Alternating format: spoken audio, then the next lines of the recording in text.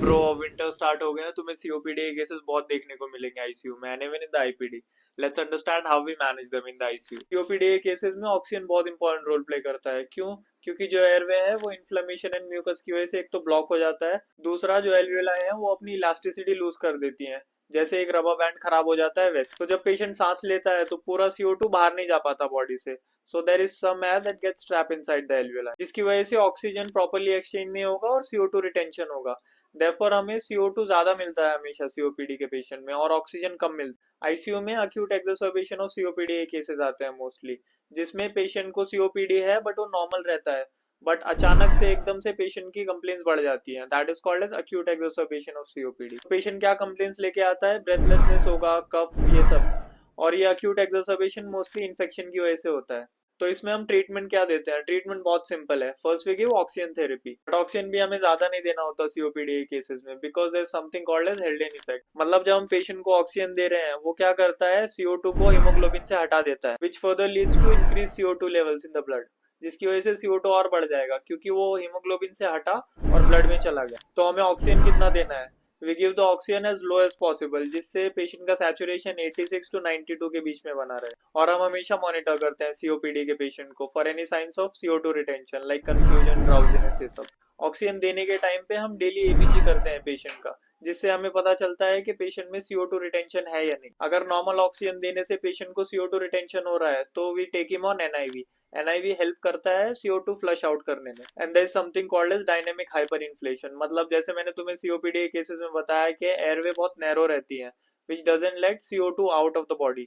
तो उसकी वजह से CO2 अक्यूमुलेट हो जाता है लंग्स में, which leads to dynamic hyper inflation. मतलब air is getting trapped in the lungs, called as dynamic hyper inflation. Now इस डायनेमिक हाइपर इन्फ्लेशन की वजह से क्या होता है, पेशेंट को ज्यादा एफर्ट लेना पड़ता है CO2 वॉश आउट करने के लिए। and it can also lead to overinflation of the alveoli which can further cause damage to them। तो इसके लिए हमें डायनेमिक हाइपर इन्फ्लेशन भी मॉनिटर करना पड़ता है। इसको तुम सिंपली इंस्पायरेटरी और एक्सपायरेटरी वेव फॉर्म देख के मैनेज कर सकते हो अगर पेशेंट वेंटिलेटर पे है। जब पेशेंट वेंटिलेटर पे रहता है तो हमें मॉनिटर पे उसकी इंस्पायरेटरी और एक्सपायरेटरी वेव फॉर्म दिखती है।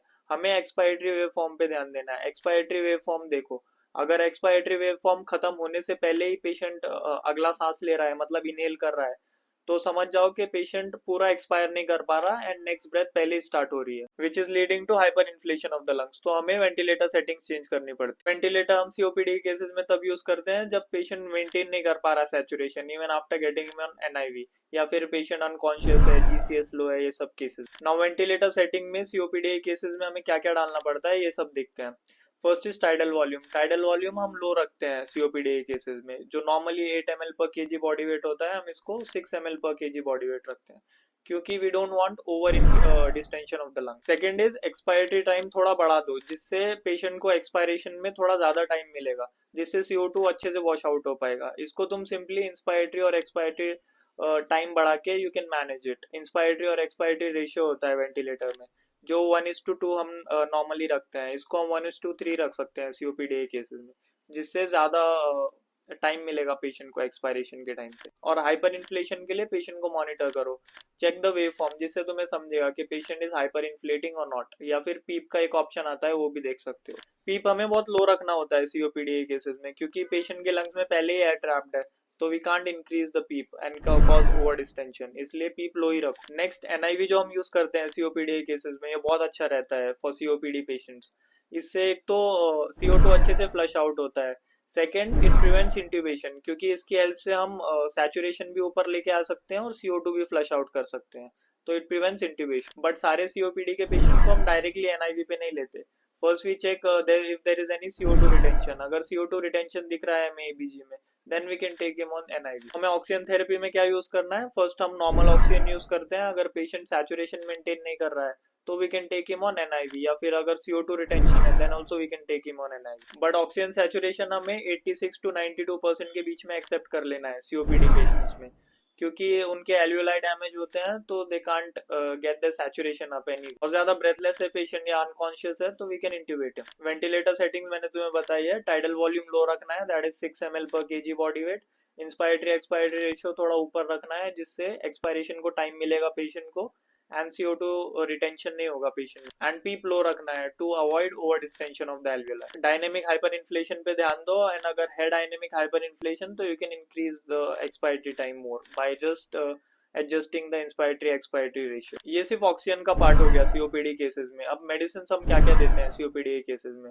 फर्स्ट इज एंटीबायोटिक, ये हम कंपलसरी देते हैं सीओपीडी केसेस में इन आईसीयू। स्टेरॉइड भी बहुत हेल्पफुल हो सकते हैं सीओपीडी केसेस में, हम इसका छोटा कोर्स दे देते हैं स्टेरॉइड का for like 7 to 10 days। Lastly bronchodilators like deriphyllin, aminophylline, and nebulisation like ipratropium and salbutamol, ये बहुत इंपॉर्टेंट है।